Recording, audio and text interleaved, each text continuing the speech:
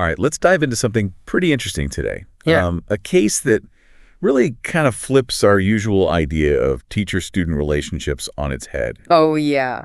We're looking at a segment from Crime Fix, that true crime show hosted by Annette Levy. Mm-hmm.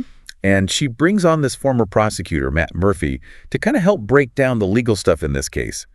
And, man, let me tell you, there's a lot to unpack. It's one of those cases, you see the headline and you're instantly hooked. Right. Young teacher, Washington State, accused of having a sexual relationship with her student. It quickly becomes this whole debate about, does the punishment actually fit the crime, especially when you think about the long-term impact on everyone involved. For sure. The show really zooms in on McKenna Kindred, a 24-year-old high school teacher in Spokane, Washington. Okay. And she ends up getting sentenced for having sex with a 17-year-old student. Yeah, and that age difference right there, even if it seems small to some people, throws up a whole bunch of legal red flags. I mean, the student's a minor, legally speaking. So even if he seemed willing at the time, the law doesn't really see his consent the same way as it would if he were an adult. You're exactly right. And that's where all the debate about Kindred's sentencing comes into play. Mm-hmm. She gets 2 years of probation, has to register as a sex offender for 10 years. Yeah. But she doesn't actually serve any jail time. Right. And Murphy, with his background prosecuting these types of cases, really seems to question whether that's actually enough, given the potential lifelong consequences for both Kindred and the student. Yeah, it's interesting that Murphy even brings up the possibility of pregnancy, something you don't often hear talked about in cases like this. Yeah. Adds another layer to that whole lasting impact idea, especially for a young guy who might not be ready emotionally or financially for that kind of responsibility. Totally. And, this case really highlights how much social media plays into these situations now. Oh, for sure. Like, the whole relationship apparently started with DMs on Instagram. Other students eventually got suspicious of their online chats, and things just spiraled from there. Really? It's almost unbelievable. Like, Kindred even reported the harassment she was getting from people exposing her to the school, which, ultimately led to the police getting involved. Yeah. Talk about unintended consequences, huh? Absolutely. It shows how the digital world's changing the whole game when it comes to evidence in these cases. Right. Pretty much everything leaves a trace these days. So in this case, those supposedly private messages, videos, they become this window into the relationship, the teacher's intentions, the power dynamics at play. Mm-hmm. And the episode even mentions that she sent a video of her own back to the student after he sent her a sexually explicit video. So, that kind of digital trail, man, it must have been tough for her defense team to work around. Yeah, I bet. With that level of explicit evidence, it's hard to argue against what happened. But then Murphy brings up this case from his own past, and it's chilling. He prosecuted Rodney Alcala, the dating game killer. Oh, wow, yeah. That was a chilling comparison, for sure. And it's where Murphy's expertise really shines through. Mm-hmm. Drawing that parallel between Kindred's case and Alcala's, he really makes you think about the danger of underestimating someone's potential to reoffend, especially with some states pushing to reduce those sex offender registration periods. Right. He's essentially arguing that shortening those registration times, especially with how easy technology makes it to connect with potential victims, could actually be putting children at risk. Yeah. He's saying some people, no matter how much therapy or rehab they get, might not be able to change their behavior patterns. That's a tough one. It really makes you wonder, what's the best way to handle this? How do we balance punishment with rehabilitation, especially in cases where there's debate about consent and how serious the crime really is? It's a really, really tough question to grapple with. Yeah. And, it brings up something else that I've been thinking about throughout this whole episode.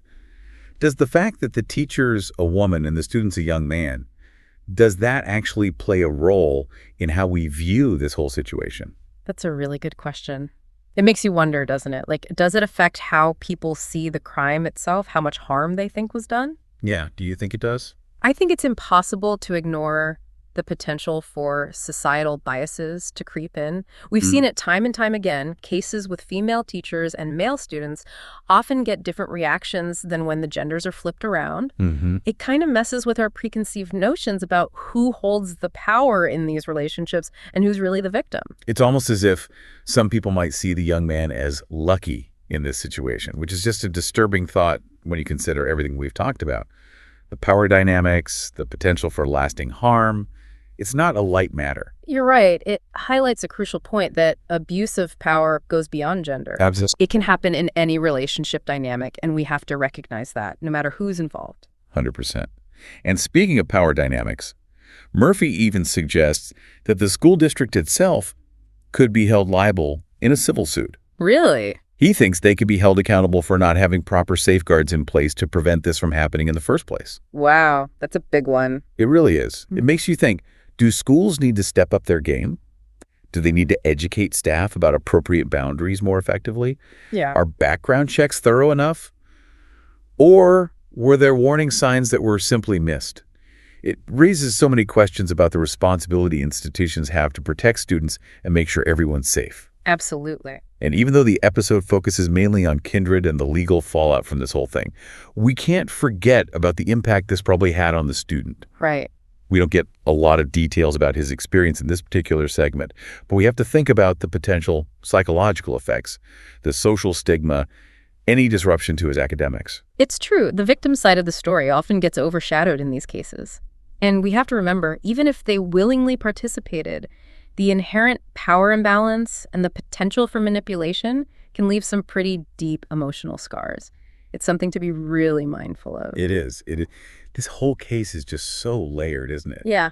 It's not just some simple crime. It makes you think about the ripple effects on everyone involved, the legal maze, and how we view these kinds of relationships in this digital age we're living in. It really does. And what I find fascinating is how it highlights that intersection between individual actions, legal consequences, and how society views all of it. Yeah. It's a reminder that even when the law clearly says what's right and wrong, the social and personal ramifications can be way more complicated and have much longer lasting effects. That's a great way to put it. Yeah. And it brings us back to that question we started with. What happens when those lines get blurred in relationships like this, especially when there's a power imbalance? This case doesn't give us any easy answers, that's for sure. No, it really doesn't. It forces us to confront some uncomfortable truths about power, who's accountable, and the long-term consequences of actions that might seem impulsive or consensual in the moment. But the reality is, they can have a huge impact. They really can. Yeah. It's crazy how this case, while it's all about this one teacher and student, it really opens up this whole bigger conversation about teacher-student relationships in general, like what's okay and what's not. Yeah, it's like a little window into a much larger issue, right? Exactly. It makes you really think about those boundaries, where we draw the line. For sure. And, are the systems we have in place actually enough to stop these kinds of things from happening in the first place? And when they do happen, are we doing enough to support everyone who's affected? I'm not so sure. Yeah, it makes you wonder if we're always playing catch up, Like, are we just reacting to problems instead of trying to prevent them from the start? Yeah. Right. It's complicated. Yeah. And we can't ignore this huge factor that's at play now. Yeah. Technology. I mean, this whole thing blew up because of what happened on social media. Oh, absolutely. It makes you think about how technology, all this easy communication and access to information online, is changing these relationships in ways we never even had to consider before. It's a whole new world out there, and those lines that used to be so clear, they're getting blurrier and blurrier in the digital space. Absolutely. Yeah. It's just so easy for teachers and students to connect outside of school now, and that brings a whole set of challenges when it comes to boundaries and what's appropriate. No doubt about it. This case just screams for more awareness, more education, and not just for teachers. We need to be talking to students about this too, right? 100%. We got to give students the tools to navigate this digital world safely. They need to understand the power dynamics, Right. what the consequences could be if they get involved in something inappropriate with an authority figure, and most importantly, how to get help if they feel uncomfortable or unsafe. Exactly. It's not about telling them what not to do. It's about giving them the knowledge and the skills to spot red flags, to understand their rights, and to feel confident standing up for themselves. Couldn't have said it better myself. We need to go beyond just setting rules and actually help students develop the critical thinking skills to handle these tough situations and make good choices. And on the other side of that coin, we got to make sure teachers are prepared too, right? Oh, yeah. Are we giving them clear guidelines, good training, the support they need to deal with these student-teacher interactions, which are getting more and more complicated in this digital age? Yeah, that's a big question. It's not enough to just tell teachers to stay within the boundaries. We have to give them the actual resources and training to do it effectively in a world that's changing so fast. It's not just about protecting teachers from getting into legal trouble. It's about building a culture of respect and professionalism in our schools. Absolutely. Creating an environment where everyone feels safe, respected, supported. We got to be proactive about this. I think that's what it all comes down to, shifting from reacting to problems to actually preventing them, being proactive about education, communication, creating a culture of awareness from the get-go. So let's talk to our listener for a minute. You're out there listening to us dissect this case that might feel worlds away from your own life. Why should you even care about this? Yeah. What makes this relevant to you?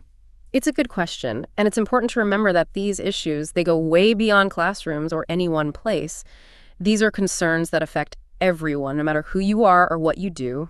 Power dynamics, ethical behavior, protecting those who are vulnerable. These are things that matter in every part of society. You're right. It's realizing that we all have a part to play in making a safer world for young people. Parents, educators, everyone, we all share that responsibility. It's about holding each other accountable. We need to be aware of the potential for abuse, know how to spot the warning signs, and be willing to speak up when something's not right. We can't just stay silent or look the other way. We got to get past that "this doesn't involve me" mentality. It's about understanding that we're all connected, and we all have a duty to protect those who need it most. And part of that means pushing for better policies, supporting victims, challenging those societal norms that perpetuate these harmful power imbalances. We got to create a culture that truly values respect, consent, and everyone's safety. This case might be about a specific situation, but it reflects something much bigger, a systemic issue. And it's a call to action for all of us.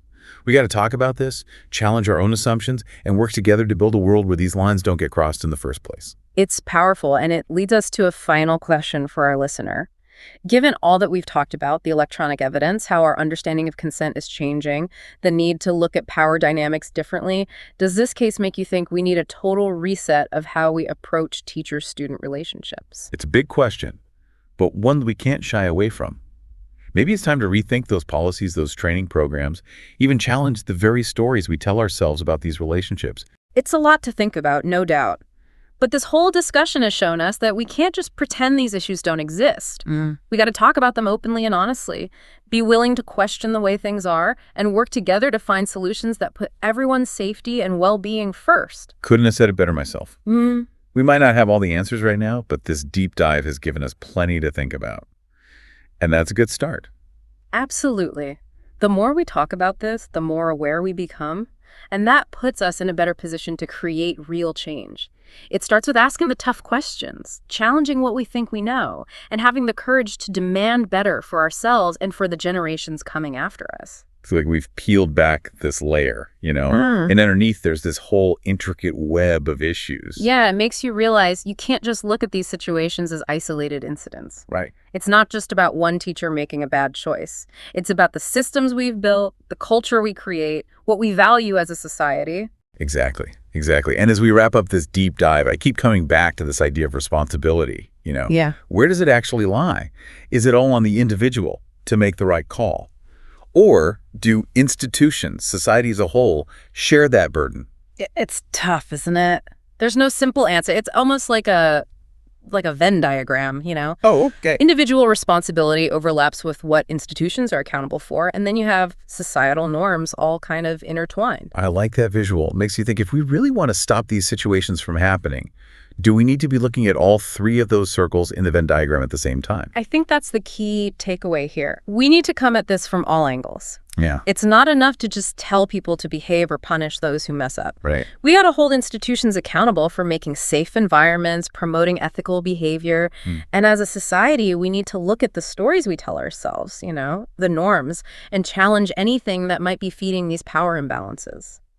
Like, we found this problem, and it's got deep roots. Right. We can't just trim the leaves. We got to get down to the root system if we want real change. Couldn't agree more. This whole deep dive, it's been a reminder that these issues are complicated. They're ingrained in how we function as a society. Absolutely. But it's also a call to action. We can't just say, oh, that's a problem and move on. We got to work towards fixing it. So as we leave our listener with this final thought, It's not about having all the answers right now, It's about asking the tough questions, talking about this openly and honestly, being willing to question how things are. Yeah. It's about each of us taking responsibility for creating a world where young people feel safe, respected, and empowered. That's how we build a better future, one conversation at a time, one action, one policy change at a time. I like that. And thanks for leading this conversation today. It's been great unpacking all of this with you. Thanks for being here. And to our listener, we hope this has been informative and thought-provoking. And remember, even though our deep dive is ending, the conversation doesn't have to. Keep asking questions, keep learning, and keep pushing for a world where these lines are never blurred.